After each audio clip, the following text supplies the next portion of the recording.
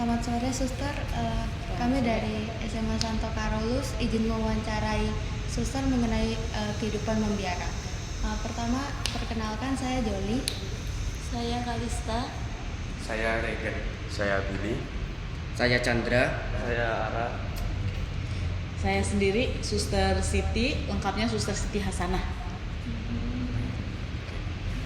Saya dari Ordo Santa Ursula yang biasa dikenal dengan Suster-Suster Ursulin. Karya utama adalah karya pendidikan. Mungkin bisa kita mulai, Suster, Ya, untuk silakan. wawancaranya. Suster, untuk yang pertama, kenapa Suster itu mau untuk menjadi biarawati dan boleh diceritakan mungkin bagaimana, Suster? Terima kasih. Ketika saya mendapat pertanyaan ini, itu mengingatkan saya ke masa lalu. Kenapa saya mau jadi biarawati?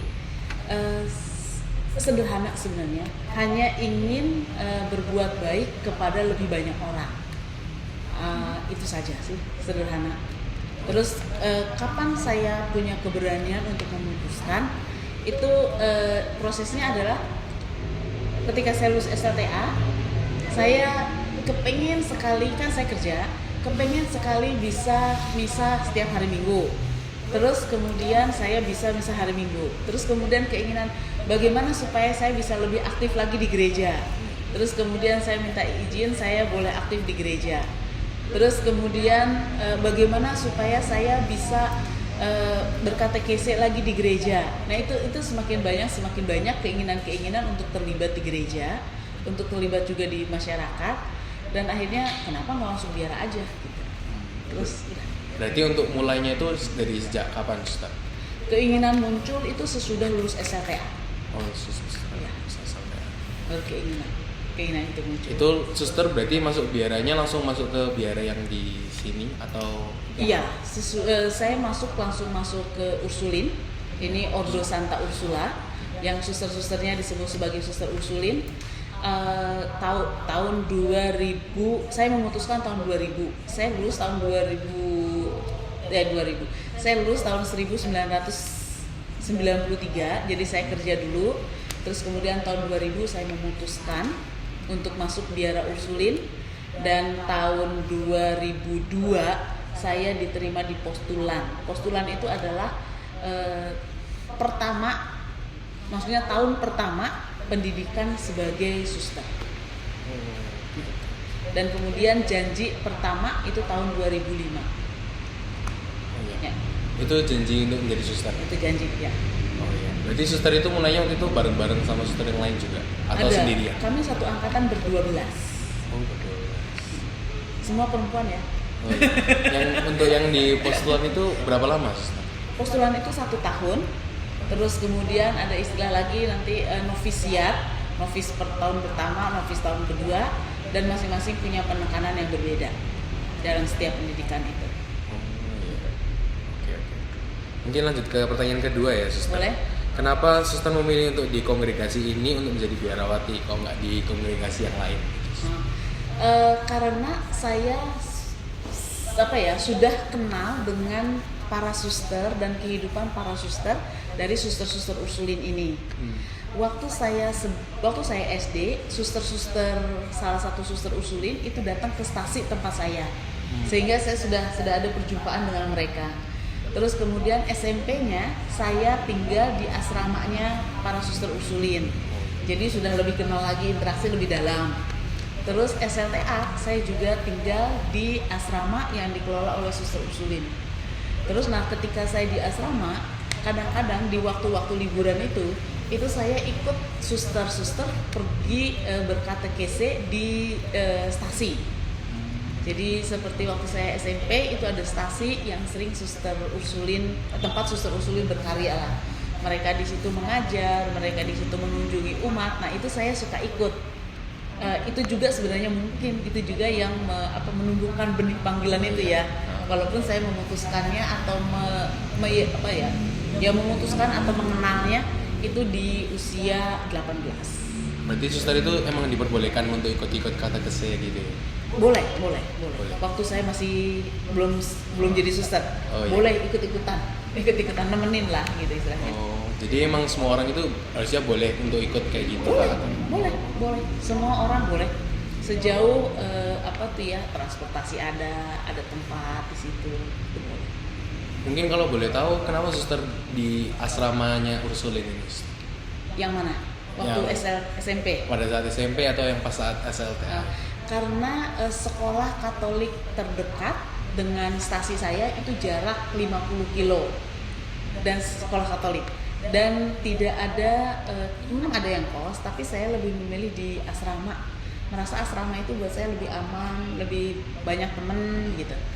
Sambil menumbuhkan iman juga kan? Ya betul, pembinaan pembinaan karakter itu juga dibentuk di asrama.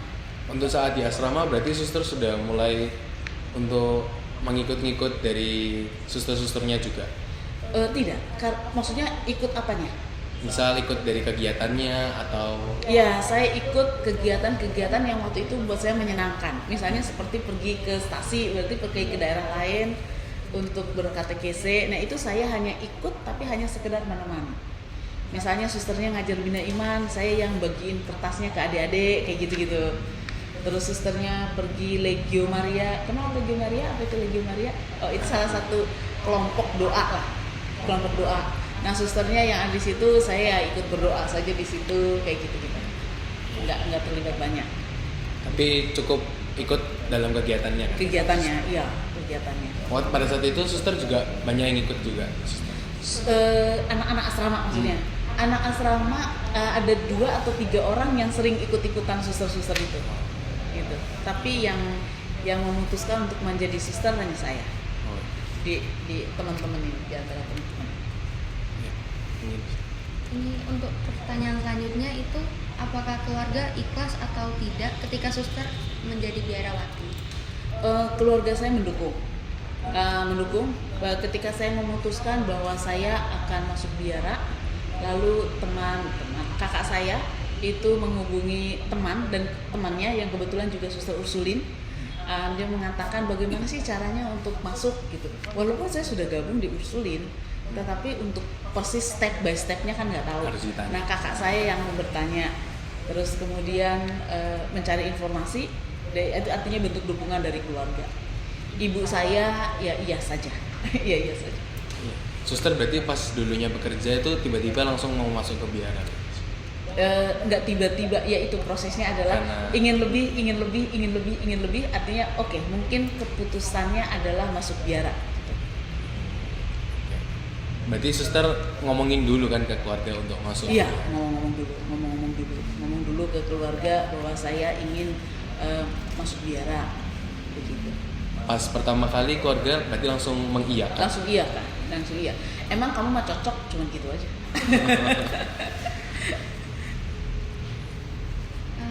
Pertanyaan selanjutnya itu apakah ada kesulitan yang pernah suster alami ketika menjalani hidup sebagai biarawati? Lalu bagaimana cara mengatasinya? Kalau ngomong kesulitan itu bukan berarti sulit banget gitu ya. Tetapi ada tantangan lah. Kalau misalnya mau mengatakan ada tantangan. Yang paling terasa itu adalah tantangan penyesuaian diri. Sebagai suster itu kan siap ya dipindah-pindah gitu. Saya sudah 20 tahun sebagai biarawati itu dipindah 7 kali, 7 rumah ke berbagai tempat. Timor Leste kalau pernah dengar kata itu, terus negara ya sekarang negara terpisah. Terus saya juga pernah ke Nias, Pulau Nias di Sumatera Utara, di Jawa, di Jakarta. Nah itu kan kulturnya kan berbeda. Ya. Kulturnya itu berbeda. Nah itu penyesuaian diri. Selain juga penyesuaian diri ketika kita masuk ke komunitas atau biara yang baru, kan ada suster-suster yang lama, sedangkan saya baru. Itu juga harus menyesuaikan diri. Terus juga di tempat kerja itu juga menyesuaikan diri. Terus untuk tempat-tempat tertentu dengan perbedaan bahasa itu juga perlu menyesuaikan diri. Ya bahasa itu buat saya yang paling menyulitkan ya, karena apalagi kalau bahasanya sudah sangat-sangat berbeda. Berarti suster pas awal-awal masuk ke biara Ursulin ini juga menyesuaikan dirinya agak kesulitan? Iya, agak kesulitan ada beberapa hal yang nilai-nilai hidup yang waktu saya sebelum masuk terus kemudian harus diubah karena hidup bersama. Salah satu contoh adalah konsekuensi dari kaum kemiskinan. Kalau kemiskinan itu kan kita tidak boleh memiliki, tapi barang itu kita boleh ada asalkan kita butuh.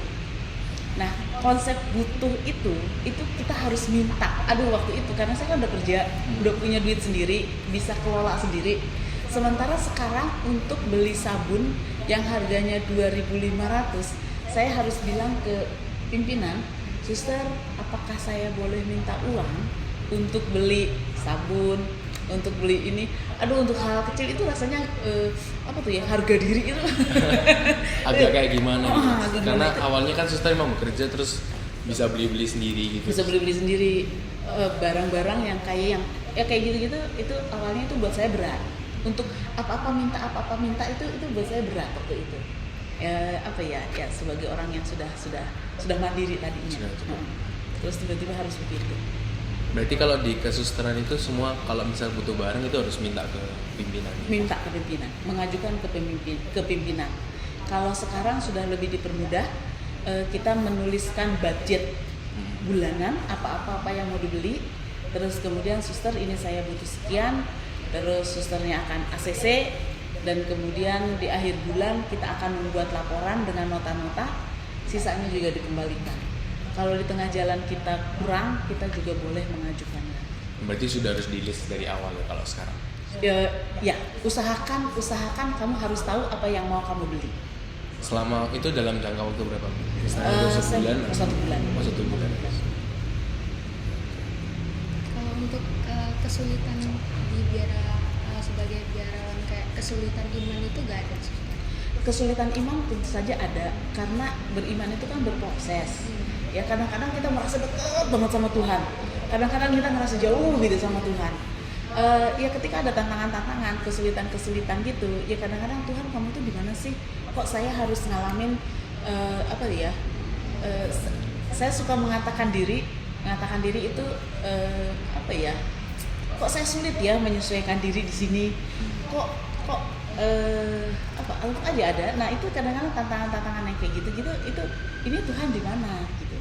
Tapi walaupun begitu, ada satu sisi bahwa kita mempertanyakan Tuhan, tetapi di satu sisi itu ada iman bahwa Tuhan juga tidak akan meninggalkan. Nah, tarik ulur itu nggak bisa dijelaskan, hanya bisa dialami. Dan berarti kan kayak tetap kayak di mana Tuhan, tapi tetap percaya kalau misalnya Tuhan tidak akan meninggalkan. Iya, betul gitu, kayak gitu. Oh, iya. Kayak gitu. Oh ya, untuk kesulitan atau tantangan itu yang itu ya tentu saja saya belajar. Saya bertanya ke suster-suster, ke teman-teman sepekerjaan, dan saya juga belajar bahasa. Maksudnya walaupun untuk untuk komunikasi dasar itu belajar. Berarti suster udah belajar banyak bahasa. Saya waktu saya di Timor Leste itu saya belajar bahasa Tetum. Oh, Ada bahasa Tetum. bahasa yang di sana. Bahasa lokal. Oh, Bahasa lokal. Ketika saya di Nias itu ya bahasa hanya untuk sapaan ya, untuk sapaan saja, saya nggak betul-betul mendalam gitu. Ya di Nias ya belajar bahasa apa kabar, halo, kayak gitu-gitu untuk menyapa sehari-hari. Saya juga pernah di terjauh, itu saya pernah di Afrika Selatan, itu ada salah satu suku di sana, itu juga saya belajar bahasa Zulu. Oh. Ada bahasa Zulu. Cukup kesulitan nggak suster kalau yang di Afrika Selatan yang jauh-jauh gitu? Kesulitan hanya itu untuk komunikasi dan Komunikasi saja. iya, dan penyesuaian diri. Soal makanan itu nggak ada terlalu masalah ya. Kalau masalah makanan itu saya bisa makan apapun, yang penting masih bentuk makanan. Tapi untuk bergaul, kayak gitu-gitu tuh, karena saya orang yang cenderung mungkin misalnya Sister Siti ngomongnya banyak, tapi sebenarnya itu perlu effort gitu. Berarti interaksinya kan yang agak sulit. Ya kesulitannya di situ. Kalau suster pergi-pergi gitu, berapa lama suster belajar bahasanya? Kalau itu nggak ada. Kalau untuk Afrika Selatan, saya dipersiapkan hanya untuk belajar bahasa Inggrisnya sebagai bahasa dasar. Terus kemudian, tapi untuk bahasa lokalnya, memang ada yang ngajarin saya tata bahasanya. Itu semaunya saya. Maksudnya kita mau berapa lama. Tapi banyak itunya bergaul ya bahasa sehari-hari ya dari penduduk, interaksi dengan orang-orang setempat. Kalau ditempatkan kayak gitu berapa lama? Oh, nggak mesti. Nggak mesti. Saya waktu itu 3 tahun saya di sana. Di Afrika Selatan. Di Afrika Selatan itu di suku itu 3 tahun. Kalau yang paling cepat berapa? Rata-rata saya 3 tahun. Oh, rata-rata 3 tahun. Ya, rata-rata 3 tahun. Untuk penempatan itu berarti dari pemimpin langsung. Dari pimpinan. Oke. Untuk pertanyaan selanjutnya, apakah suster pernah berpikir untuk keluar dari biarawati? Kalau jika ada, cara mengatasi menetapkan hati sampai hari ini menjadi biarawati? Saya kadang-kadang itu muncul apakah ini panggilan atau bukan, gitu ya. Kadang-kadang seperti gitu ya, keraguan-keraguan. Apakah keputusan yang saya ambil ini sudah tepat atau belum? Kadang-kadang keputusan ini. Biasanya yang menggoda itu adalah urusan keluarga. Nah, ketika keluarga ada terjadi apa, terus saya bilang saya nggak bisa bantu. Kan sebagai suster itu kita kan nggak bisa. Oh ya, keluarga lagi bagaimana, saya pulang begitu saja kan juga nggak bisa, karena juga kan terikat dengan ketaatan ya, atau ada aktivitas atau kegiatan-kegiatan atau pekerjaan di biara, nggak bisa begitu saja. Nah, kadang-kadang kalau kayak gitu itu kan ada di sini pengen pulang, pengen lihat, pengen terlibat dengan suka duka keluarga gitu ya, tapi juga ada kegiatan di sini, ada tanggung jawab di sini. Nah, itu kadang-kadang suka ada gitu. Tetapi kalau mau ngomong soal keluar yang sungguh-sungguh keluar gitu, enggak. Tapi suka ada pertanyaan-pertanyaan di dalam diri, apakah ini sungguh panggilan? Tapi itu hanya di awal-awal. Jadi sekitar 5 tahunan awal, 5 tahunan. Tapi kalau kesininya sudah enggak. Nah, itu secara suster ngatasinya awal-awal tuh gimana, suster? Kalau misalnya ada kayak kepikiran ini panggilan atau bukan, atau cuman mungkin penasaran gitu kan? Saya tanya ke pembimbing rohani. Ada suster yang memang mendampingi kami secara khusus, dan saya punya atau ada suster di mana saya bisa ajak ngobrol dari hati ke hati tanpa tanpa takut ya. Kadang-kadang mungkin mereka tidak akan menghakimi, tapi tanpa takut saya dinilai, tanpa sangat seperti hakimi gitu, dan bisa memberikan masukan-masukan yang sangat objektif. Itu sangat membantu. Berarti dari bimbingan rohani sama Konsultasi lah kalau ngomong gitu. Oh iya. Ya, atau bisa dari hati ke hati. Berarti kalau dari kegiatan atau interaksinya itu nggak ada yang kepikiran buat untuk keluar? Enggak. Dengan sesama suster atau di pekerjaan enggak. Nggak ada. Berarti enjoy aja kan? Saya happy di sini. Happy di biara.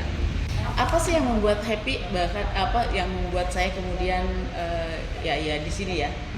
Yang pertama itu memang walaupun secara iman itu kita itu seperti spiral, kadang merasa dekat, kadang merasa jauh gitu ya dengan Allah sendiri, tetapi tetap perasaan tadi iman itu ya, itu di satu sisi mungkin seperti Yesus, ya Allah engkau mengapa engkau meninggalkan aku, tetapi di satu sisi bahwa hidupnya tergantung pada Allah.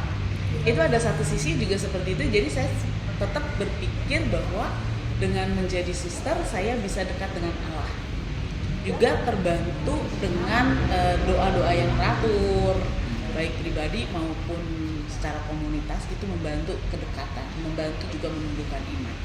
Selain juga dari bacaan-bacaan yang bisa kita pilih ya. Terus juga di biara itu menjadi suster itu kita juga bisa mengembangkan diri, diberi kesempatan untuk mengembangkan pribadi. Seperti waktu itu saya kan mengatakan, suster bisa nggak saya menjadi misionaris? Karena tuh menjadi misionaris, awalnya hanya menjadi misionaris.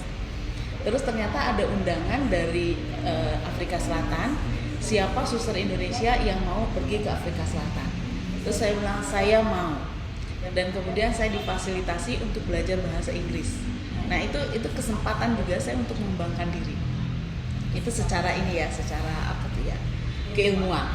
Dan juga kita bisa minta keterampilan khusus kalau memang itu membantu kita di karya prasula. Itu pelatihan apapun untuk mengembangkan kepribadian, untuk mengembangkan skill, itu diberi kesempatan. Berarti suster kalau misalnya penempatan lagi suster mau kayak misalnya di tempat-tempat yang dipilihkan misalnya? Saya bersedia. Untuk Indonesia aja masih cukup luas ya. Dimanapun sebenarnya saya bersedia. Saya dimanapun bersedia. Terus juga di biara itu rasa persaudaraan ya di keluarga udah khas ya. Kalau di keluarga itu khas. Kita sudah kenal sejak lahir orang tua. Tapi di biara itu yang khas adalah bahwa persaudaraan itu bisa muncul dari orang yang sama sekali berbeda, yang latar belakang berbeda, yang usia berbeda, pendidikan berbeda, budaya berbeda, tapi rasa persaudaraan itu tumbuh di situ. Nah itu juga sangat menarik, bisa saling mendukung, bisa saling melengkapi. Itu juga yang membuat saya juga happy. Berarti keberagamannya kan? Iya, dan juga rasa persaudaraan beragam tapi bisa satu. Suster butuh berapa lama untuk istilahnya bonding atau menumbuhkan persaudaraannya itu? Di setiap komunitas berbeda-beda ya. Oke. Di setiap komunitas berbeda-beda. Tapi semakin kesini itu semakin cepat. Waktu saya nggak bisa menentukan sebulan, 2 bulan, enggak. Tapi kerasa in gitu, satu komunitas klik gitu dengan para suster, itu semakin kesini mungkin semakin tua, semakin cepat kliknya. Mungkin sudah bermainnya cantik gitu. Sudah lama. Udah lama. Beda kan sama yang awal-awal gitu. Awal-awal masih egonya, masih saya merasa benar sendiri gitu tuh. Itu sulit. Tapi kesini-sininya klik. Berarti sudah mulai gampang mungkin. Udah makin mudah. Kalau misalnya suster ada pernah ngerasa sedih gitu nggak kalau di biara? Ada. Sedih karena apa? Misal karena nggak tahu, mungkin muncul kesedihan gara-gara kok saya tidak bisa ke keluarga lah, atau misal tidak bisa berinteraksi dengan baik, atau bagaimana mungkin suster? Kesedihan itu selalu muncul. Pada umumnya itu kesedihan itu muncul kalau saya itu dampak dari relasi yang tidak baik dengan orang yang ada di dekat saya. Misalnya dengan sesama suster, kadang salah paham, terus nada semakin tinggi. Nah kayak gitu-gitu itu buat saya itu kepikiran. Saya selalu kepikiran kalau kayak gitu-gitu. Relasi itu buat saya ketika relasi menjadi tidak nyaman, itu buat saya kepikiran. Saya bisa nangis gitu ya, saya bisa sedih gitu. Kalau itu kerenggangan atau konflik ya dari relasi itu dalam, nah itu kan sedihnya lama.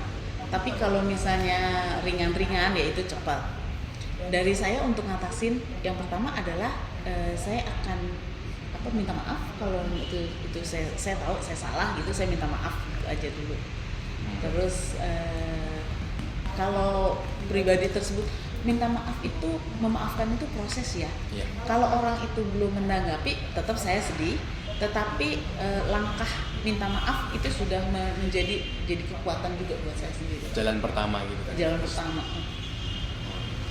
Berarti pernah beberapa kali gitu ya sister? Beberapa kali. Perselisihan? Iya. Ya ada lah. Tapi bukan musuh abadi. Gak ada musuh abadi. Karena salah paham aja kan? Salah paham. Biasanya kadang-kadang hal-hal kecil karena beda budaya itu bisa jadi runcing ya. Suster, sama tadi kan katanya di sini tuh nggak boleh keluar sembarangan. Itu suster apakah ada punya pikiran untuk kayak sekedar jalan-jalan keluar? Ursulin itu boleh keluar rekreasi. Iya. Rekreasi, refreshing boleh dibebaskan sejauh itu tidak mengganggu kegiatan komunitas, kegiatan bersama di komunitas. Misalnya seperti retret bersama, rekolisi bersama, makan bersama, doa bersama, itu boleh. Mau ke Bonbin situ di hari Minggu boleh, mau ikut senam di depan hotel Mercury itu boleh, asalkan tidak mengganggu, boleh. Itu acara harian boleh. Di sini bebas. Kayak misalnya ini sudah jam kerja ya bebas, ya boleh gitu ya, sejauh tidak mengganggu acara itu. Ya, mungkin maaf suster tuh kegiatannya cukup padat ya berarti, atau gimana? untuk kalau kita di komunitas besar begini dengan udah tahu kegiatannya adalah ini, saya tidak merasa padat. Tapi ketika kita yang di desa, yang di daerah itu biasanya kegiatannya lebih padat. Karena sudah dirincikan. Karena sudah dirincikan, sudah diatur dari sekolah jam sekian sampai jam sekian, pulang jam sekian, gitu itu lebih nyantai. Buat saya merasa lebih nyantai. Tapi ketika yang di daerah itu kita nggak punya jam kerja pasti. Ada sih jam-jam gitu, tapi kadang-kadang ada, oh ya saya mau ada orang panggil mau minta tolong apa gitu. Kalau yang di biara begini nggak terlalu banyak orang luar datang gitu. Oh, iya. Berarti suster kalau misalnya yang kayak di tempat-tempat daerah gitu, kegiatannya itu juga berinteraksi terus membantu sama orang di situ iya, juga. di situ juga. Kalau yang paling sering ke mana suster? Maksudnya mungkin ke sekolah atau ke masyarakatnya atau? Kalau yang tidak ada sekolah di situ, yang tidak ada sekolah di situ itu kegiatan di paroki. Oh, Di paroki itu bisa dampingin ibu-ibu misalnya, dampingin legio, terus pengembangan sosial ekonomi, selain juga pembinaan iman seperti mungkin ada persiapan perkawinan, komuni pertama, bina iman anak, bina iman remaja, gitu itu biasanya lebih full biasanya. Selain juga ada rekolesi yang lain-lain. Berarti berjalannya hampir mirip-mirip sama kayak di Indonesia gitu kan? Iya. Kegiatan sama, kegerejaannya sama. Jadi langsung aja masuk ke pertanyaan selanjutnya ya, Sister.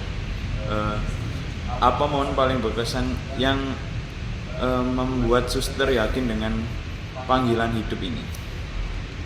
Momen, kalau saya mau mengatakan momennya itu saya nggak menemukan ya. Maksudnya yang satu pengalaman, tapi untuk keyakinan itu proses. Tadi saya katakan proses dari pengalaman harian, pengalaman ya sehari-hari, di mana kan itu tadi kalau misalnya saya sedang ragu-ragu, ada yang meneguhkan, ada itu proses-proses pengalaman-pengalaman yang direfleksikan lah yang membuat saya menjadi yakin kalau ini panggilan saya gitu. Ada momen-momen, jadi saya tidak bisa menentukan momennya yang ini gitu kan. Jadi emang semua itu Suster itu momen terpenting ya? Iya, menurut saya gitu. Itu adalah cara Allah. Saya mau mengatakan cara Allah membimbing kita. Terus adakah tokoh rohani, santo atau santa yang menjadi inspirasi bagi Suster? Mengapa? Kalau santo yang pria itu saya sangat senang dengan atau suka dengan kisah hidupnya Santo Paulus. Tahu? Oke, Santo Paulus itu dengan keberaniannya dia, tapi dia juga adalah pribadi yang menggebu-gebu. Tapi di satu sisi dia juga orangnya menggebu-gebu, tahu orangnya tuh ceplos-ceplos. Itu saya suka apa adanya. Itu salah satu hal yang saya suka dari Santo Paulus. Tapi juga Santo Paulus itu mendengarkan Allah. Jadi membiarkan dirinya juga dibimbing oleh Allah, mulai dari dia dari Damsyik sampai bahkan dia ke Yerusalem dan bahkan dia sampai ke Roma, dan juga hidupnya itu ya total gitu. Sepenuhnya. Terus kalau dari santanya adalah santa pendiri Ordo Santa Ursula, yaitu Santa Angela. Nah, hidup orang sederhana dari keluarga petani, tetapi punya dampak besar. Itu dari desa, benar-benar desanya juga kecil, sampai sekarang juga masih desa, tapi hidupnya itu kok punya dampak bahkan sampai ke Surabaya. Itu inspirasi buat saya. Terus saya mau bertanya, bagaimana pengalaman Suster dalam hidup bersama komunitas? Apakah pernah mengalami konflik dan bagaimana solusi untuk mengatasi permasalahan tersebut? Tadi sebenarnya saya mengatakan ada konflik, itu selalu ada ya, karena kesalahpahaman. Buat saya untuk mengatasinya itu dengan meminta maaf. Setiap ada konflik, saya bukan orang yang akan konflik saat ini dan kemudian saya adu mulut. Enggak. Kalau orang sudah tinggi, nada tinggi dan menurut saya sudah nggak bisa lagi nih, udah mentok, saya akan mundur. Saya akan melihat ini sebenarnya permasalahannya di mana, objektifnya bagaimana. Saya juga mundur, juga saya bisa bertanya kepada orang lain, kasusnya bagaimana, meminta pendapat orang lain, dan kemudian saya akan minta maaf. Kalau saya orangnya belum mau memaafkan itu gimana? Saya ya pertama memang saya akan mendoakan pribadi itu, saya akan mendoakan untuk diri saya sendiri, saya mendoakan pribadi itu juga. Ketika semuanya saya pikir dibawa dalam doa itu meringankan.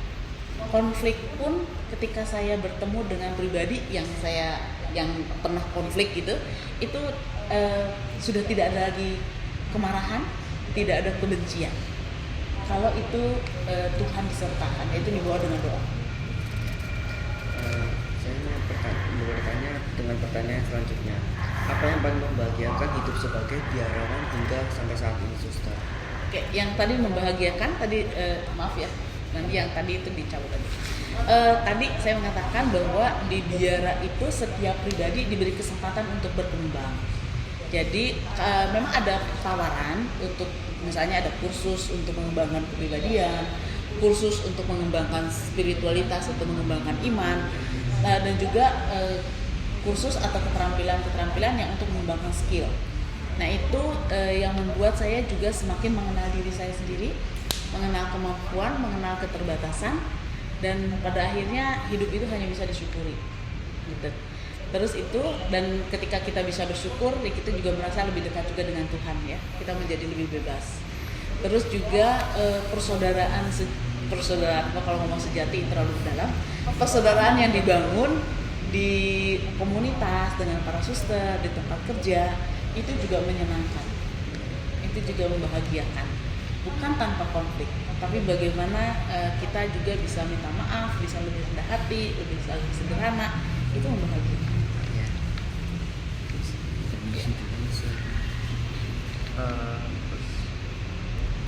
Pertanyaan selanjutnya, jika suster bisa mengulang waktu, apakah suster akan tetap menjalani hidup ini? Mengapa? Nah, saya tidak, kalau perjalanan ada mesin waktu itu ya, saya akan tetap memilih sebagai suster Ursulin. Tadi membahagiakan, dijalani, berproses, tidak sendirian, berproses bersama. Jadi saya tidak akan mengulang rasanya. tidak ingin memilih jalan yang lain. Enggak. Sampai saat ini enggak. Kalau dari suster sendiri, pesan-pesan buat anak-anak yang sedang mencari panggilan iman tuh gimana pesan menurut suster, pesan-pesannya? Kalau misalnya gitu ya, kadang-kadang kan kita ragu-ragu tuh untuk menentukan yang mana gitu ya. Yeah. Satu, tanya ke mungkin orang lain, siapapun, entah orang tua, entah teman gitu ya. Sebenarnya saya itu kalau memilih yang ini bagaimana menurut kamu, memilih ini bagaimana menurut kamu. Yang kedua, kenal juga potensi diri kamu, kelebihan kamu apa, kekurangan kamu gini, kelebihan kamu apa, keterbatasan kamu apa. Apakah keterbatasan ini masih bisa diatasi atau sudah tidak bisa diatasi? Itu untuk menentukan nanti arah saya mau kemana. Saya percaya bahwa setiap langkah yang kita ambil, asalkan itu sudah karena kita kenal diri sendiri, kita tanya juga pendapat orang lain, dan juga jangan lupa kita tetap berdoa, itu Tuhan akan membimbing, dan setiap langkah yang kita ambil itu adalah cara Tuhan untuk menunjukkan apa yang harus langkah-langkah yang tepat. Saya mengatakan begitu. Tapi yang jelas harus kenal dulu potensi, keterbatasan dan kekuatan. Mohon maaf suster, tadi kan suster sempat bilang kan 5 tahun pertama pas jadi suster itu berat. Itu suster merasa kayak menyesal nggak masuk ke susteran gitu? Enggak sama sekali. Enggak. Walaupun itu berat, di masa-masa itu berat, tapi tidak membuat saya menyesal untuk memutuskan ke sini. Tidak menyesal. Apa ya waktu itu apa ya? Kok saya nggak nyesel ya? Saya baru kepikiran kok saya nggak nyesel ya gitu. Karena waktu itu di masa-masa walaupun apa tuh ya, walaupun itu berat gitu ya, buat saya berat, tetapi tetap saya bisa melihat bagaimana para suster, teman-teman sepekerjaan itu mendukung, mensupport gitu. Ayo dong Siti, ayo dong, daripada hidup kamu nanti berakhir di rumah sakit jiwa. Gitu, nggak apa tuh ya, nggak itu saya yang ngomong, rumah sakit jiwa itu saya yang ngomong. Iya. Tapi support orang lain itu sangat terasa, dan itu saya percaya itu adalah cara Allah untuk bantu kita. Terus mohon maaf ya suster, kan suster memutuskan untuk menjadi suster, apa tidak ada keinginan untuk menikah atau bagaimana? Tuhan sudah menentukan. Okay. Tuhan sudah memilihkan, saya percaya begitu. Dulu saya sempat sebenarnya memilih juga ya, ragu-ragu apakah saya masuk biara, apakah panggilan saya waktu sebelum nih masuk biara atau menikah. Saya punya target kalau misalnya di usia sekian saya tidak punya pacar, itu berarti saya masuk biara. Jadi sebelum mencapai usia itu, saya berusaha nembakin orang-orang. itu cara saya pakai betul-betul pakainya hanya logika. Saya nembakin, gak ada yang mau. Lucu sekali tuh. Apa tuh ya? Saya nggak kepikiran gitu ya. Datanglah satu laki-laki ngajak menikah. Siti, kamu mau nggak jadi istri saya? Saya bilang, kita coba dulu ya 1 minggu. Maksudnya coba bersama gitu. Ternyata di pikiran saya di sini enggak. Di sini di hati itu enggak. Gitu. Itu cara saya hanya pikir itu juga cara Tuhan ya untuk membimbing supaya saya memilih yang unik gitu. Tapi ketika dicoba jalan 1 minggu, di sini tuh rasanya nggak ada perasaan pengen hidup bersama dengan dia gitu. Walaupun itu teman sejak kecil, kami bersahabat dekat sekali, sudah tahu lah apa tuh ya, baik buruknya dia gitu ya, udah tahu. Tapi ternyata enggak, saya nggak mau menghabiskan hidup saya dengan dia, bukan karena dia jelek, tetapi saya merasa ini bukan saya gitu. Ada perasaan ini bukan jalan saya gitu. Terus akhirnya udah akhirnya ya saya memutuskan bahwa saya tidak pilih kamu. Terus dia tahu lah gejala-gejalanya karena awal kami betul bersahabat. Terus udah nggak ada yang sakit hati, saya nggak mau ada yang sakit hati. Tanggapan untuk suster kalau seumpama ada anak yang kayak belum percaya sama Tuhan tuh gimana suster? Kayak merasa dirinya itu bisa sendiri, semuanya sendiri tanpa ada kehadiran Tuhan. Kalau misalnya saya menemukan orang yang seperti itu, merasa bahwa hidup saya ada di genggaman saya menentukan bla bla bla gitu ya. Yang pertama, kalau saya tahu, saya akan berdoa gitu ya, saya akan berdoa. Dan biasanya orang yang merasa bahwa hidup saya itu ada di genggaman saya, tidak ada Tuhan di situ, tidak ada peran Tuhan di situ, itu justru apa tuh ya? Sesungguhnya Tuhan sangat berperan dalam hidupnya.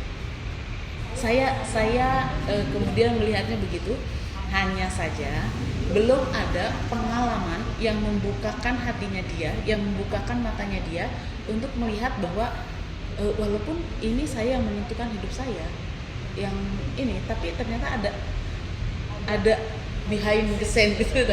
Nah itu hanya belum melihat saja. Saya percaya itu. Dan Tuhan akan menunjukkan, Tuhan akan menunjukkan bahwa Dia sangat mencintai pribadi itu. Gak apa-apa, terus mencari, kalau saya ketemu dan kemudian dia datang ke saya, suster bagaimana? Apakah itu dosa?